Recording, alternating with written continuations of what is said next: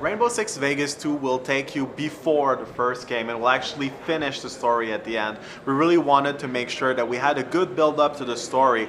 Also, we really worked on the story a lot so that it's a lot more engaging now. You'll get to see why the events in Vegas happened, what happened while the team was working around inside other locations, and then you'll actually get to go to the end of the Vegas story to really come to an exciting action-packed conclusion.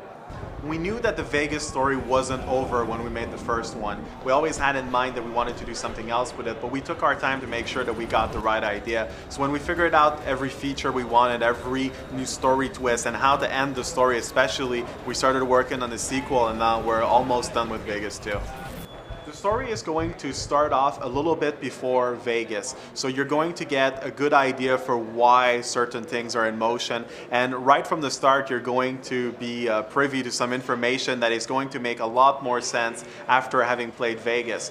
And then the story is going to progress up to a point where Vegas 1 left off. I won't talk about the ending in case somebody wants to play the game right now, which they should, but you will get to see why the ending was that way in the first game, why it sort of left you a little bit on your appetite and you wanted a bit more, and you get to that conclusion, everything starts to make sense, and I do have to say that it is one of the most satisfying endings in a game ever.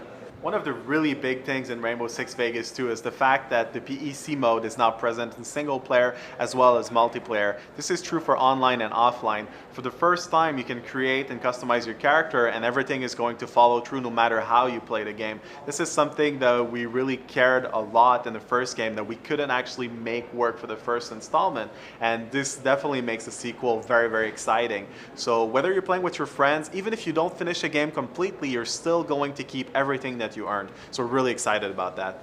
We have a really exciting new reward system in the game called the ACES. It stands for Advanced Combat Enhancement Specialization. It's a really cool acronym that is called ACES. Sounds Vegas, but also it's very military.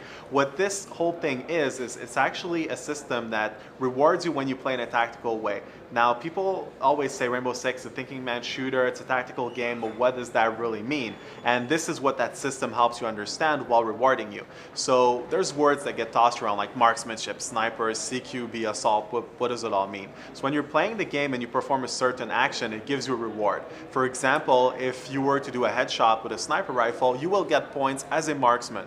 So you'll understand that that was a marksmanship action. So this reward system helps you understand how you play yourself, and it rewards you by giving you weapons that favor that playstyle. So if you're not too sure what kind of player you are, you don't know if you actually are a CQB player, well, the game is going to tell you by showing you all of that information in the game while rewarding you. It's also important to note that this stuff can all be turned off in the new HUD if you're not too interested in seeing it, but for people that want to understand what the tactical game is, that's really an interesting tool.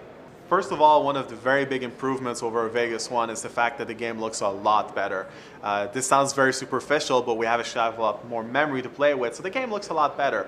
Also, we worked a lot more on the story. It feels a lot more realistic this time around. The story on Vegas felt like it was very interesting, but it kind of felt like it was going on and you were sort of parallel to it. In Vegas 2, you're actually very much in the story. You're going to meet the characters that speak in the story. You're going to be alongside them at times. You'll even see another part of Rainbow that's going to be in a mission with you. So there's all these NPCs, there's all these people. It feels very alive and very interactive. So the story is not necessarily darker, but it's a lot more emotional. You're going to care a lot more about the hostages. The situations are really going to make you understand how serious everything is in the game.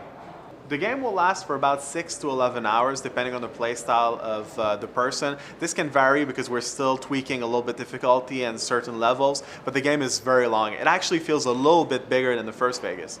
The game has been in development for about 15 months now, so a lot more than a year. It's a really exciting project. People have been working really hard. We've had really long nights, especially recently, but the game is really coming along nicely, and we think that it's going to be a really exciting sequel.